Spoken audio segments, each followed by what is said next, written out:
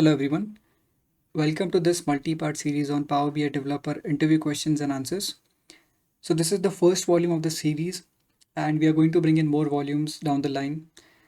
These volumes are going to help you prepare for your Power BI interviews. We are going to take a deep dive on those questions. How do we tackle those when they have been asked in your interviews? And what is the logic behind answering those? So let's start right away with the first question. The theme of this volume is data modeling in Power BI. So let's cover the data modeling questions. These are not all questions. There will be more coming down the line, but this is a good starting point. Okay, let's take the first question. What is a star schema in Power BI data modeling and why is it better than a single flat table or any other approach for that matter? So this is asked a lot in Power BI interviews because the data model, it forms the basis for your reports. It forms the basis for anything that you do in Power BI when you import the data. So your data model has to be efficient. It has to be robust. So why star schema? What is it? So let's take a look at a star schema with a diagram. So here we have a couple of tables. So the star schema modeling approach, it's been there around since a long time. It was from the data warehousing days. Back then when Ralph Kimball, he proposed the data modeling approach, dimensional modeling approach. This is from the data warehousing world. And this is the same thing that is recommended by Microsoft as well for your Power BI desktop models. Because these models are very efficient for reporting. That's why they are there in the data warehouses as well. A lot of people have been using it, uh, the dimensional modeling approach, and it's recommended for Power BI. So the star schemas, they comprise of two types of tables. First is a fact table, and the second type is a dimension table. Star schemas have a centralized fact table. Could mostly it is one. It could be more than one, but a recommended approach is try to have one single fact table which contains all the quantitative values. So for example, we have the sales table here. We have all the quantitative values for sales. It's recording any specific event that has happened over a period of time at a higher grain. So let's say we have here in this sales table, we have order quantity, we have sales amount. So all of these quantitative values are there in the fact sales table. If you have any banking table for fact tables, then you have the number of transaction, the amount of those transaction at a particular interval. So all the quantitative values are stored in the fact table. And in a star schema, there's a centralized fact table. So let's name it as F. So you have a centralized fact table in a star schema, which is surrounded by multiple dimension tables. So you could have more than two, more than three. It's on your business use case. How would you like to describe your data? So the dimension tables, they are the descriptive tables. They describe your data in more detail. So for example, we have product table here. So it's going to describe your sales for that product. So it's a descriptive table again, dimension table, describing the product category, what is its color, any other detail with regards to the product. We also have date dimension table. So it's going to be there in any Power BI desktop model. It has to be there because without that you won't be able to perform time intelligence properly. So date dimension table, it's recommended. You should have it. We have a couple of other tables like customers. So it's going to describe your customer. So all of these are the descriptive tables. They describe your data. And in a general sense, fact tables are huge. They have a lot of records in them. Whereas the dimension tables, they have less number of records as compared to the fact table. Why star schema? Is because if you consider all the surrounding dimension tables as points of stars and you cover it up with a line, you would be able to create a star. So that's why it's called a star schema data modeling approach. It's also called dimensional modeling from the data warehousing world. So that's pretty much it. That's a star schema. Two types of tables are there. You have a centralized fact table surrounded by a couple of dimension tables. Fact tables have quantitative values where uh, you're going to sum those values, average them out, aggregate those values, whatever you want, whatever the reporting use case is. And then you have surrounding dimension tables, which are going to add dimensionality to your data, as in they are going to describe what data you're going to report on. Next thing is in your reporting, in a general sense, the dimension tables are the one side and the fact tables are the many side in a one-to-many relationship because For each dimension, there's only going to be a unique entry in the dimension table. That's why they are small. You just have to have unique values in dimension tables, which are going to describe your fact table data. In fact table, obviously there are going to be multiple records for a particular dimension. So the dimension tables, they are usually your one side of the relationship, and the fact tables, they're usually the many side of the relationship. So this was star schema. There's a follow-up question, and it is important. So people ask, why do you want star schemas? Why are they recommended? Why can't you just bring in a single table and create reports out of a single table? Well, uh, to understand that, let's go to Power BI desktop. You see, when you create any visual on your Power BI reports, they are going to initiate a DAX query to your semantic model, to the data set that you bring in, that you import. So even if you publish it to Power BI service, earlier they were called data sets, now they are called semantic models. It's going to write the DAX query, the visual, any visual for that matter that you create. So let's see what is going on behind the scenes. So if I go to the view tab, select the visual and open performance analyzer, and let's start recording, and let's refresh the visual. I've already selected the bar chart here. So I see a query. I'll copy this query and let's paste it in Notepad to see what the query is going to be initiated on your model at the backend. So you have a query. So any visual that you create, you have a query. You don't have to worry about the syntax of this query because it's a DAX query. Power BI is going to do it for you. You don't have to write these long forms of queries.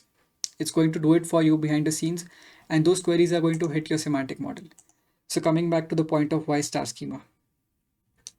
See, if we go back to the diagrammatic view, the main job of dimensions in your model is to group and filter the data. And the main job of your fact tables is to summarize data. And it's obvious, right? If I have a slicer here, it's coming from my date dimension table. So what is it doing? It is filtering the data. So that's the main duty of a dimension table. Next, I also have a visual for the bar chart where I'm grouping the data by categories. So this is again grouping the data. So any dimensions that you have in your data model, they're going to help you group or filter the data. That's their main duty. And next, for the fact table. The fact table, since I told you it's going to have quantitative values where you're going to aggregate those, create any measures out of those for that reference, then you need fact tables for summarizing the data. The main duty of fact tables is to summarize the data. So if we go back again to the report, I have values here, and I'm just in this visual, I'm summing the sales amount. We just have sum of sales amount as an implicit measure. So all of these are in accordance with the star schema model, because that's what we want to achieve here. Any dimensions that you have, date, you're going to slice your data by date, you're going to group your data by product. So give me the amount of sales for a product, give me the amount of sales by a customer. So it's all going to be helpful. All the dimensions are going to help you group or filter your data, but all your fact tables data points are going to help you summarize the data. So that's their main duty. And this is again in accordance with star schema data modeling approach. That's why Microsoft is recommending you create a star schema model where you have divided your tables in fact tables and dimension tables. So that's pretty much it. It's been there since long time. Star schema approach has been there since long time. It's a data warehousing terminology. Microsoft is also recommending you do this because, like I said, just remember this. This is very important. Your dimension tables, their main duty is to group and filter the data, and your fact tables main duty is to summarize the data. This is in accordance with all the principles that are there in star schemas, fact dimensions. That's their main duty. You have couple of DAX queries. Every time you create a visual, a DAX query is going to hit your data model, and when this query hits your data model, it has to run efficiently. So that's why a star schema is recommended. Microsoft recommends it. You shouldn't have a flat table. Just don't bring in one single table and create reports out of it. So that was essentially the answer to the question of why do you need a star schema, and why can't you use any other data modeling approach? So that is the so this is your star schema, and you have two types of table in that: fact tables, dimension tables. It's recommended by Microsoft to use star schemas. I told you the reason before. Just revise those points. It's more than enough. You shouldn't have a single flat table because your queries are not going to run efficiently. It's going to take a lot of time because you have a lot of redundancy in your tables when you have a single table. So you should have a star schema. That's a recommended approach for report. And the star schema is going to provide tables for the DAX queries to run efficiently. The first type of table is the dimension tables, which are going to help the queries group and filter the data. And then the fact table is going to provide data points for summarizing your data. So that way the DAX queries, which are going to be running on the executing on the semantic model, they are going to do so efficiently. You will get performance out of those, and that's why a star schema is recommended. Second question, what is a Snowflake schema in data modeling and why is it less efficient than a star schema? This question is usually asked in combination with a star schema question, or it is a follow-up question for that question. But these are all the data modeling questions which usually come up in the interviews. So what is a Snowflake schema? See, a Snowflake schema is one where you're normalizing your dimension tables. In this example, we have the product dimension table. We have normalized it, or we have broken it down, branched it out to one more dimension table, which is the category segment. See, in general, in a star schema, you have facts and dimensions. Your dimensions are used to group or filter your fact tables. So that's it. But here in the Snowflake schemas, what happens is you have one more dimension because you're normalizing your main dimension table, or you're branching it out, or you're breaking it down into multiple tables. So you have one more dimension tables. So in this case, another dimension will filter this dimension table, your main dimension table. There could be multiple in between, but in this case, there are two dimension tables. So your first dimension table, if it is brought into your report, is going to filter, slice, or group your main dimension table, and that is come up to your fact table. That is going to come up to your fact table as a slicer or whatever that is grouping. So that's the main essence of Snowflake schemas. You're normalizing your dimension tables, you're breaking them down, you're branching them out into multiple dimension tables. People usually do it because they might get this in the source, and this is usually best if they don't want to play around with it. Let's say, for example, they're querying a data warehouse and they have this model design there, so they don't want to change it for any reason. Then they mimic this, they copy the same design and put it in Power BI data models. So that is in a nutshell what a Snowflake schema is. Now people will ask for the downsides of why you don't want to use Snowflake schemas in Power BI. The biggest problem with Snowflake schema is, since you're breaking down or normalizing your main dimension table, you would have a couple of dimension tables. Let's say, for example, along with the category and segment, you also have a subcategory. So you'll have one more dimension table which is going to have a relationship with your other dimension table for category segment, which is then going to have a relationship with your main dimension table. So right off the bat, you see that there are multiple tables. That means you don't just have one single dimension for a business entity. You have normalized it, or you have broken it down into multiple tables, multiple dimension tables. So this means you have a lot of tables for one single business entity, and that equals more storage space, to put simply. So it comes at a storage cost, comes at performance cost, and that is the biggest problem. You have more tables in the model, more tables equals more storage space. Second problem is the filter propagation. Let's say, for example, in this case, you have a subcategory, and if you add that column in your report for slicing the data, what would happen is your relationship propagation. It will travel from this dimension table, then it will go to the category segment. From category segment dimension, it will come to the product dimension, and this product dimension is ultimately going to slice, filter, group this final fact table. So we see that there's a long filter propagation chain, and this comes at a performance cost. It slows things down. That's why people don't usually recommend Snowflake schemas if they're really not necessary. It's better to create one single dimension table if you can. That will eliminate those two downsides of Snowflake schema. So that was Snowflake schema. It gets asked a lot. Let's summarize it again. Snowflake schema is one where you're going to normalize your dimension table, any of your dimension table. You're going to normalize, as in you're going to break it down into multiple dimension tables. The downsides of that is uh, two. We have two downsides for that. One is you will have multiple tables for one single business entity because you have broken down your main dimension table into multiple tables.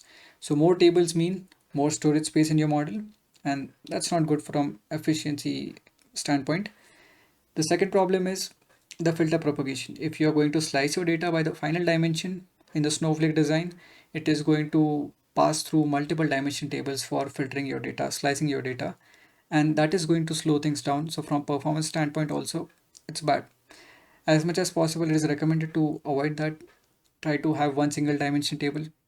If it is not possible, then Snowflake schema is not a showstopper. But that was pretty much it with regards to Snowflake schema. Question 3. How many active relationships can you create between tables in a model, and what good are those inactive ones? There are multiple variations of this type of question, but in a general sense, they ask about active and inactive relationships. Sometimes people may also ask, can you create more than one active relationship? What are inactive relationships? How do you use those? We already covered this in the last question about role-playing dimensions. But in a general sense, we can't create more than one active relationships. You can only create one active relationship between multiple tables in your data model in Power BI. So that's first thing. Second thing is, what good are those inactive ones? Well, inactive ones, those relationships are inactive until you activate those with the help of use relationship function. That function has to be supplied in the calculate function so as to leverage the relationship. Once you activate that relationship in a measure, whenever you pull in that measure in any report, that relationship is going to be activated for that measure's execution. So that is the answer. You can't have more than one active relationship.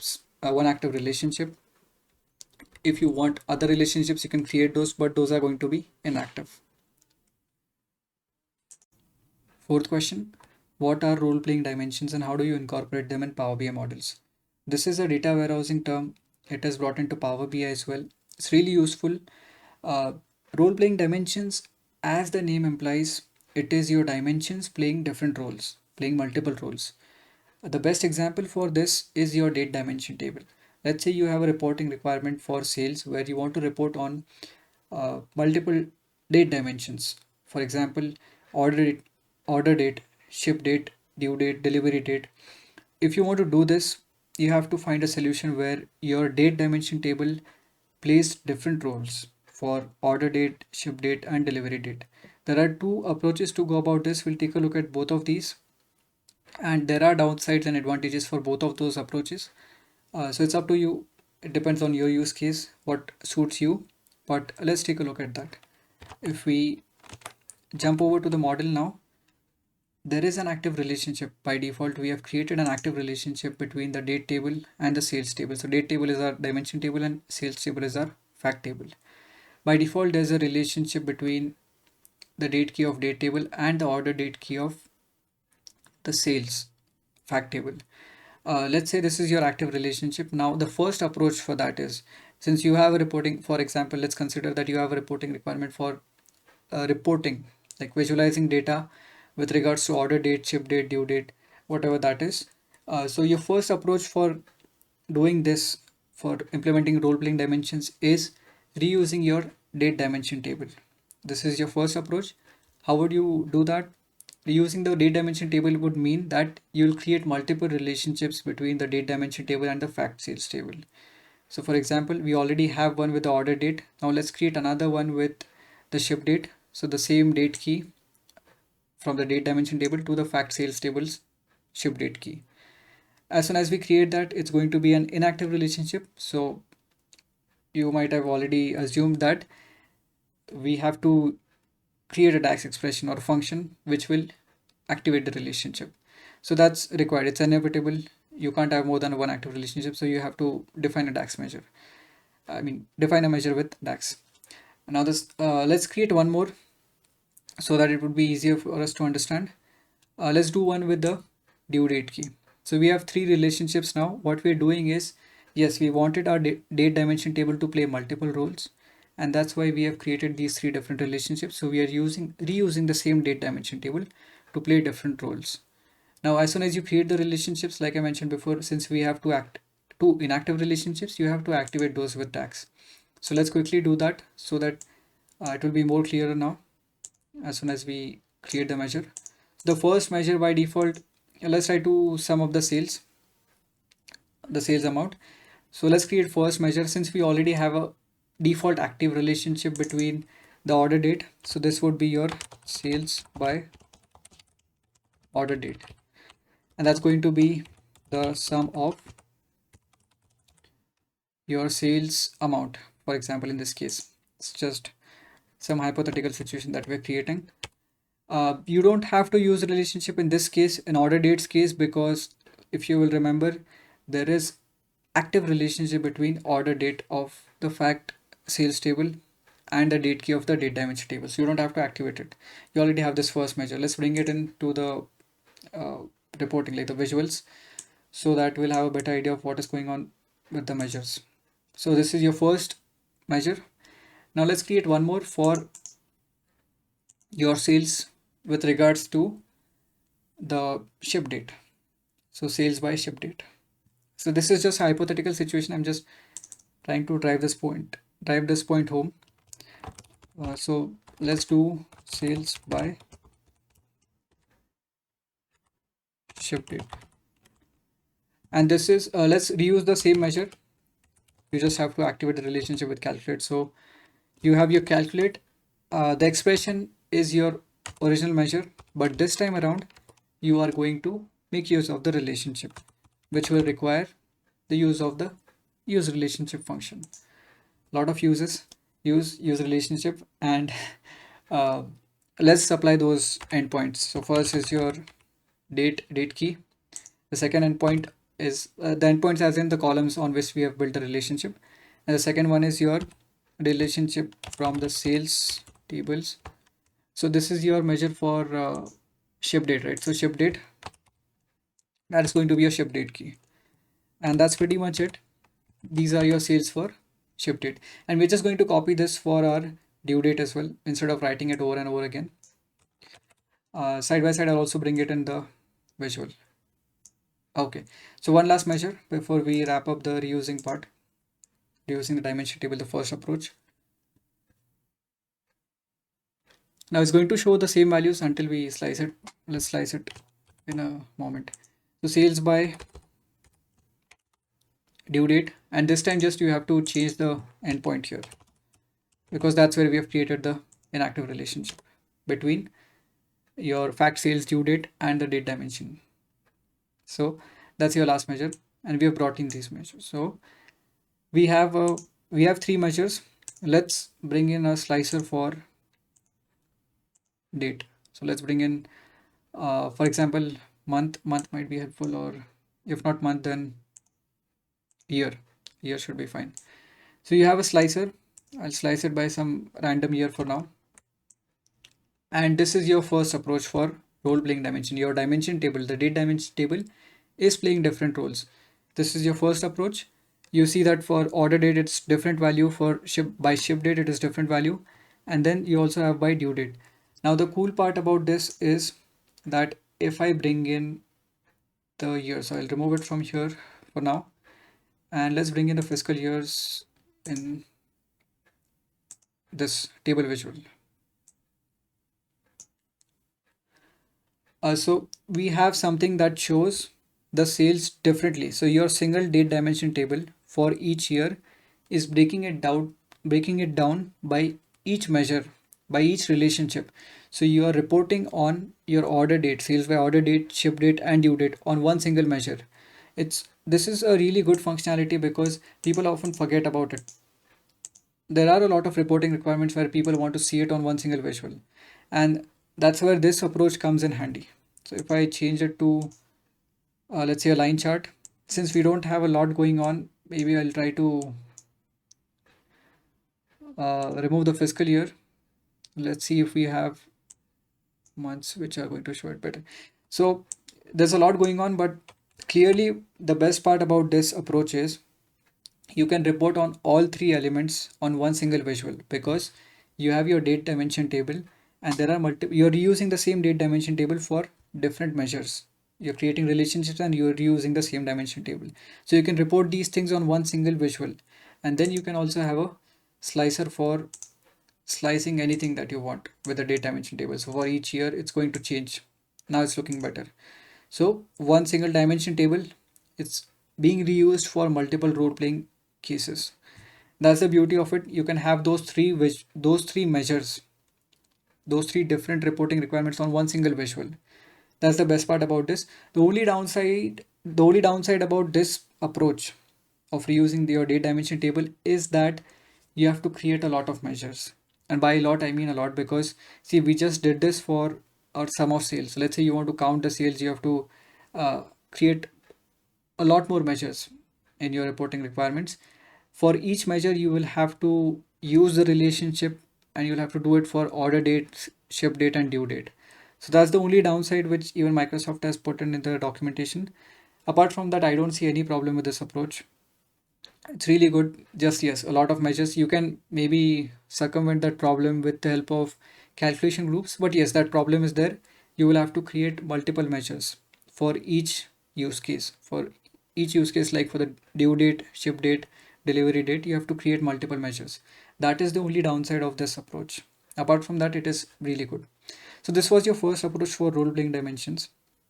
Like we saw here in the relationships, you can create multiple relationships. You reuse the same dimension table for each of your role. Let it play multiple roles, create multiple relationships. You activate those relationships with the help of measures, with the help of DAX expressions, which leverage the used relationship function. That was the first approach for role-playing dimensions. Now there is a second approach for role-playing dimensions, and that is creating different dimension tables for each role-playing instance. What I mean by that is, you have your main dimension table.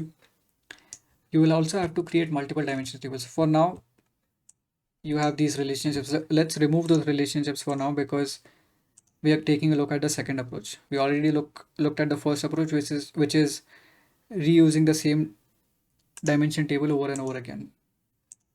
Now this is the next approach, creating multiple dimension tables for different role-playing instances or multiple role-playing instances.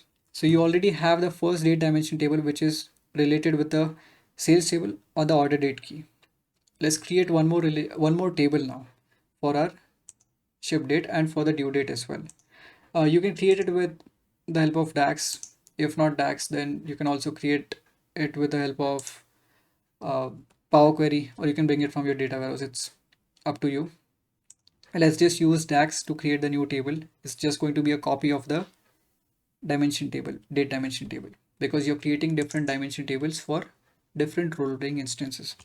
So this is your due date dimension table. It's going to be a copy of your date table. That's it. It's just a copy of your date dimension table. That was your first one. Same way, we will also create one more table for ship date, creating multiple date tables, multiple dimension tables for multiple role-playing instances. So next is the ship date dimension table. It's again going to be a copy of your date table. That's it, 3 different tables. So this is your second approach. After doing this, don't forget to create relationships between those. For example, you have your due date. So this will be related to your due date key. And the same way, you also have to relate your ship date table. So multiple tables for multiple roles that you want to play with your dimension tables. And this is going to be with your ship date key. So this is your second approach for role-playing dimensions. What are the advantages and disadvantages? The first advantage is that you don't have to create multiple measures. One single measure is going to suffice, because you already have relationships going on. So you don't have to use the use relationship function. It's just one single measure for anything that you're going to do, not just for the sum of sales. Any measure that you create, it's just one single measure, and you already have relationships. So that's the advantage. let's say you have your, for example, the main measure sales by order date. So it's not going to be sales by order date anymore. It's just your sales measure, and that's it. You don't have to create multiple measures. But the problem with this approach now is that you can't put multiple measures. Let's say you can't report on the order date, ship date, sales by order date, sales by ship date, sales by due date on one single visual.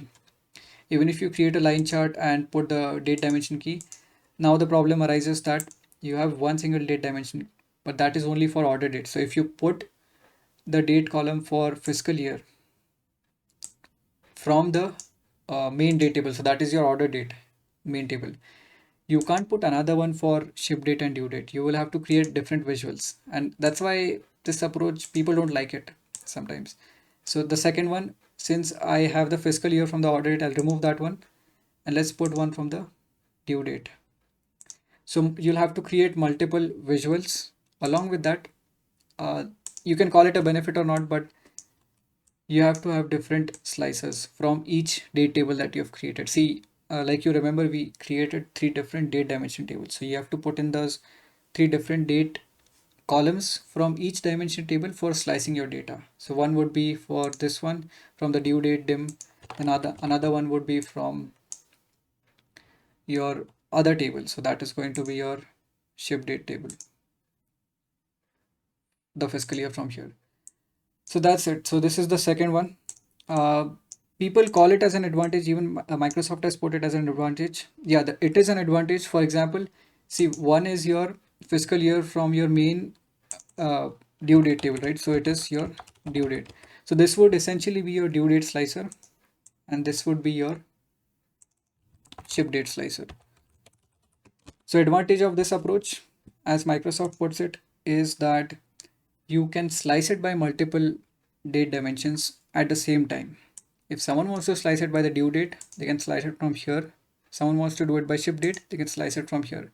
Previously, you didn't have that. In the previous approach, since you had one single date dimension table, you're using it, you only have one. That's it. Your measures are going to do all the work. Like you remember, measures for each role-playing instance, they are going to activate the relationship, but you still had one single date dimension table and you had only one slicer. So that was the advantage of the second approach. Along with that, the only downside at the moment it is for this approach, you have multiple date dimension tables. See, you have three different date dimension tables for each of the role-playing instance, and that leads to storage accumulation. It comes at the cost of storage. Date dimensions are not that big of a tables, but still, it comes at a storage cost. So this is role-playing dimensions. It is a really confusing aspect.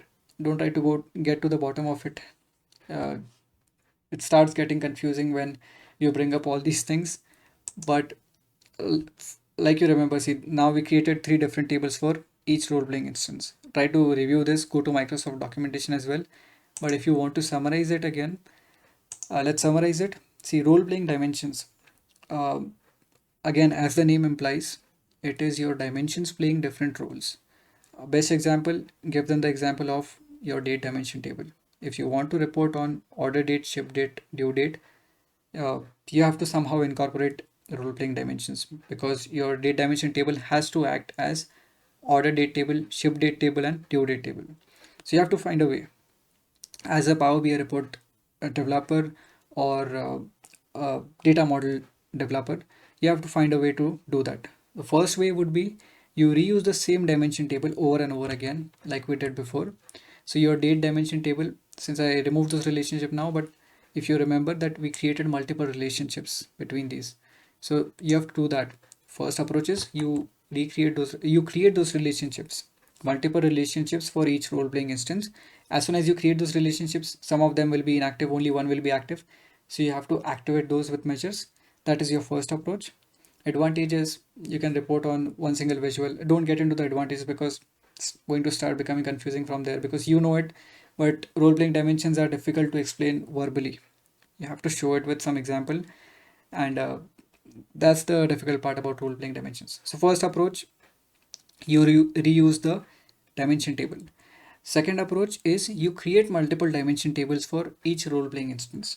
So you create one for order date, ship date, due date. So you don't have to, that way you don't have to create multiple relationships among these tables. It is just one single relationship. You don't even have to create multiple measures to activate those relationships because all of the relationships are active. You'll also have multiple slices for that. So that's the second approach. You have to somehow incorporate those. That was role-playing dimensions. Take a look at the Microsoft Talks, or there are a couple of videos as well on YouTube. Uh, the best one is from Guy in a Cube, or if not that, it's pretty much it. Role-playing dimensions. Don't try to get to the bottom of it during interviews as well because it's a very complex affair, and you don't want to mess up with this. So try to keep it short. Just try to explain how you used it. If you give examples from your past, and I'm sure all of you have used this, it's just we didn't know what role playing dimensions were. So just give examples of your order date, ship date, how you used it, and that should suffice for role playing dimensions. I know it's a very complex topic, but if it gets brought up, and it does get brought up, so you have to stay prepared. That was role playing dimensions. Question 5. What are surrogate keys and how would you create them easily in Power BI? Surrogate keys, again, a data warehousing term which is used in Power BI. By definition, surrogate keys are the keys which you create in Power BI to uniquely identify rows of a table. The biggest distinguishing factor between the surrogate keys and any other keys for that matter is you don't get them from the source data. You don't get them from the source data, you create them in Power BI. That's the biggest distinguishing factor. See, whenever you query a SQL DB or anywhere else, any Excel file, you might have keys there. You might have primary keys, business keys, this, that. But surrogate keys by definition is not the key that you get in your source data. You create these keys here in Power BI in order to help you create relationships for creating a star schema down the line, or making sure that your dimension tables have unique rows to identify, and then you can then relate those to your fact tables. So these are the keys that you create in Power BI by definition. You don't get them from source. How would you easily create them in Power BI? Well, you can create them with the help of an index column in Power Query. So let's take a look at this with an example. We now have the product dimension table. For example, we want to uniquely identify the products in this dimension table. First of all, we right off the bat we see that there are a lot of duplicates here, and I want a product dimension table which uniquely identifies the products, and I want to create a key also, a surrogate key for it, because I don't have a key from my source data and I don't want to use it. So first of all, I'll remove the duplicates from here. So I'll remove the duplicates from the product. After removing the duplicates, I have unique products. After doing that, I'll go to add column and create an index column. Start it from 1. You can use a custom one as well if you want. And as soon as you do that, you have a unique identifier for each product. You can then do dimensional modeling with this. You can create a star schema. You can merge it with the fact table. But in an essence, this is how you create surrogate keys easily in Power BI. You go to Power Query Editor and you make use of the index column. Surrogate keys, that's pretty much it. Let's summarize it again. Surrogate keys are the keys which you create in Power BI to uniquely identify rows in your Power BI tables. Very helpful for dimension tables because that's how you uniquely identify them. How do you easily create them? You create them in Power Query Editor with the help of index column. And that was surrogate keys. Question 6. Scenario. An intern reaches out to you with an issue where they have a slicer on a page which is not slicing or filtering a bar chart. How will you traverse that issue? This is a really good question because it is as close to the real world as possible. When you are the sole data analyst of your team, people are going to reach out to you with small problems. Maybe it's a business user, maybe it's someone who's just starting out with Power BI, maybe they're an intern. You have to answer their queries. So for these kind of questions, try to visualize them in your mind. If required, ask the interviewer to rephrase that question again. Simultaneously try to reproduce the same scenario in your mind and see what you would do. Right off the bat, when you see this question, you know that it might be a relationship issue because it's almost always a relationship issue if you're not able to slice or filter your data. It starts with your data model, right? If there's some problem, it almost always it starts with your data model. So that's your first line of action. See your data model. If data model is right, then come on to the reporting side of things. Next is maybe the interactions are not set to filter. Sometimes people turn it off accidentally. So it might be none instead of filter. So those two are your first line of actions. We have reproduced the same scenario here in a Power BI report as well. So let's take a look at that. First of all, we have a slicer here and it is not slicing anything on the report page.